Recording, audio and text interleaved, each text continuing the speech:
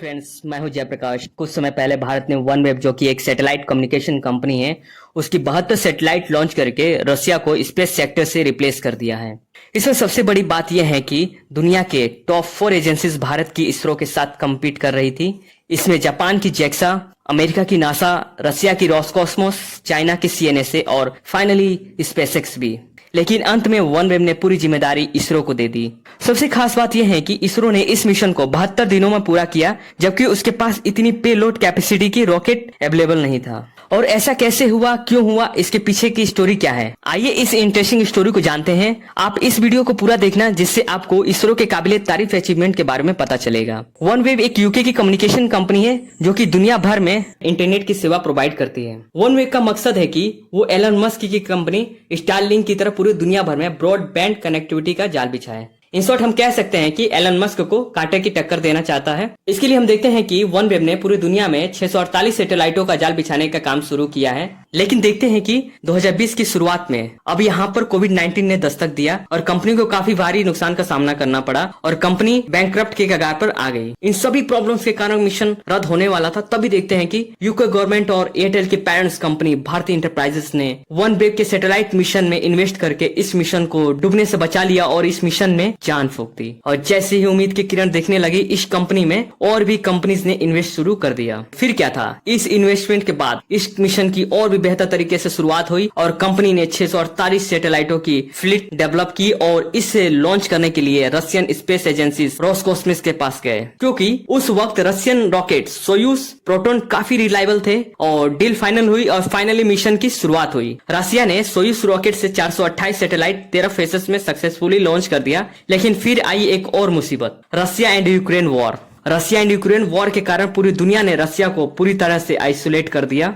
उनके बैंकों को स्विफ्ट इंटरनेशनल सिस्टम से बैन कर दिया गया और 630 मिलियन वर्थ रेट के रिजर्व को फ्रीज कर दिया गया। ऐसा बहुत सारे सैंक्शंस रशिया पर लगा दिए गए। फिर क्या था, इसके बदले में रशिया ने इस सभी देशों से बदला लेना शुरू कर दिया। यहाँ पे शुरुआत करते हैं रॉसकॉस्मोस के हेड डिमिट्री रोगोजिन से। ये सबसे पहले आईएसएस से अपनी साझेदारी हटा लेते हैं और एलन मस्क को यूक्रेन को इंटरनेट मुहैया कराने पर धमकी भी देते हैं। यहाँ पर वनवेब के सामने बहुत सारे डिमांड भी रख दिया जाता है। रशिया वनवेब के साथ एक डील और साइन करना चाहता था, जिसपे ये कहा गया था कि इस सैटेलाइट को रशिया के खिलाफ यूज नहीं किया जाएगा।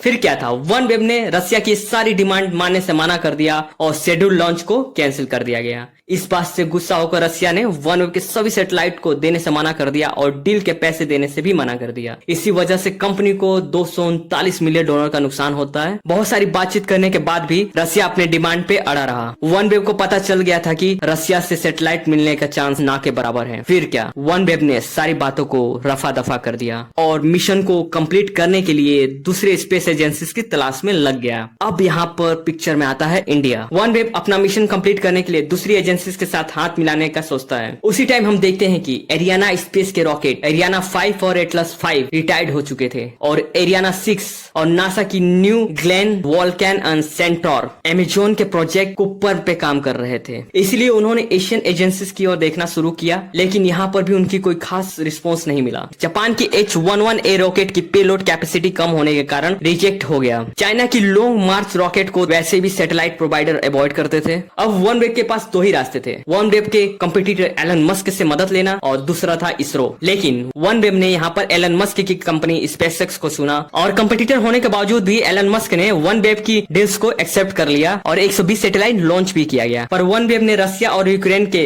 कॉन्फ्लिक्ट के कारण काफी टाइम वेस्ट कर दिया था और वनवेब ने इस प्रोजेक्ट को जल्द पूरा करने के लिए इसरो से भी मदद लेने की सोची। इसरो से मदद लेने के पीछे मेन कारण यह था कि इसरो काफी बड़े बड़े मिशन को सफलतापूर्वक पूरा कर चुका था। इसरो काफी कॉस्ट इफेक्टिव एजेंसी थी। पूरी दुनिया देख चुकी थी कि इसरो ने कैसे मार्स मिशन को एक बार में ही 8 रुपए किलोमीटर के हिसाब से सफलतापूर्वक पूरा कर दिया था। और उसकी दूसरी सबसे बड़ी सफलता ये थी कि इसरो ने 104 सैटेलाइटों को एक बार में अलग अलग टेरिटरी में लॉन्च करके एक नया कीर्तिमान बनाया था। इसमें से 96 सैटेलाइट यूएसए की थी। और देखते हैं कि जैसे ही वनवेब ने इसरो के सामने डील के लिए हाथ बढ़ाया, इसरो मिशन के लिए हिचकिचाने लगा। इसरो का कहना था कि इसके पास इतनी पेलोड कैपेसिटी की रॉकेट नहीं है। फिर क्या था, पीएम मोदी ने इस मिशन में मीडिएटर की भूमिका निभाते हुए इस मिशन को पूरा करने के लिए डायरेक्ट किया। पीएम मोदी के हौसले बढ़ाने के बाद न्यू स्पेस इंडिया लिमिटेड, जो कि इसरो की कॉमर्शियल ब्रांच है, उन्होंने न्यू वेब के साथ डील सिग्नेचर कर दी। और फिर क्या था, इसरो ने 72 डेज के भीतर 2 लॉन्च व्हीकल रेडी कर दिए। लॉन्च व्हीकल मार्क 3 LUM-3 बोलते हैं। इस रॉकेट की मदद से इसरो ने OneWeb इंडिया 2 मिशन को 2 फेजेस में कंप्लीट किया। फर्स्ट फेज 22 अक्टूबर 2022 को कंप्लीट किया गया, जिसमें 36 सैटेलाइट को लॉन्च किया गया। और सेकंड फेज 26 मार्च 2023 को लॉन्च किया गया, इसमें भी 36 सैटेलाइट को लॉन्च किया गया। आखिर में OneWeb की 648 सैटेलाइट आज के तारीख में अंतरिक्ष में घूम रहे हैं और बहुत ही जल्द OneWeb के बचे हुए 30 सैटेलाइट भी स्पेसएक्स के थ्रू लॉन्च होने वाली है। और यहाँ पे सबसे बड़ी बात यह है कि OneWeb के हाईएस्ट स्टॉक होल्डर भारतीय इंटरप्राइजेज है